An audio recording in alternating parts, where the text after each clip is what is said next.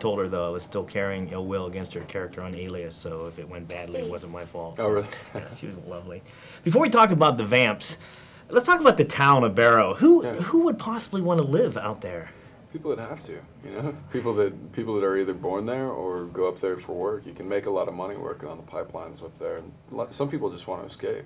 Yeah. Some people want to get away from our society and be on the outskirts. Kind of like you getting away from Hollywood a little bit, don't you think?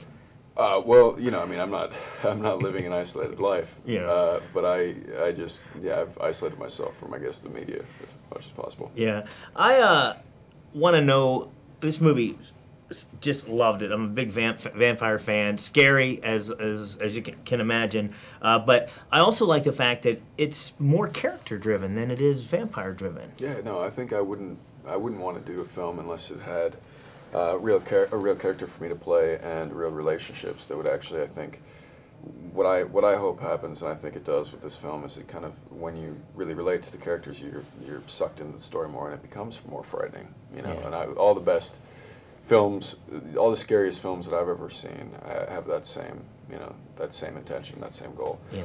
Like Alien, or I thought 28 Days Later was really excellent. Yeah.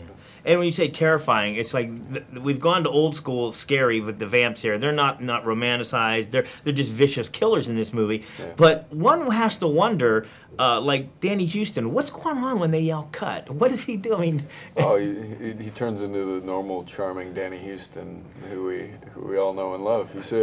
He's a real professional, but he doesn't like take it all away from me. He just comes, he does his work, and he's very intellectual about it. He came and wanted to learn all the language having to do with vampires, and wanted to make it into a real character, which is what we needed to make this film great, you know.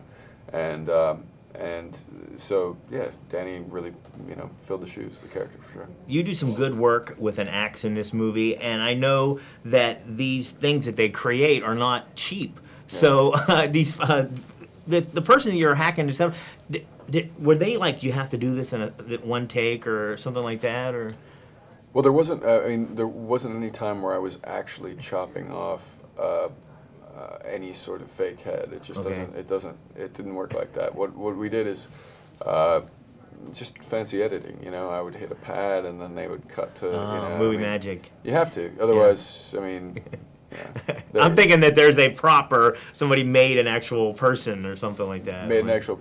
Man, you're easily fooled. I know, exactly. Well, I believed it was fake snow. Yeah. I believed everything I saw in this movie. I'm like, when I found out it was like 380 tons of fake snow, I'm like, man, these guys are good. So, they did a great job. Yeah. Thanks a lot, man. I love this film. Thank you so much. I believe everything I see.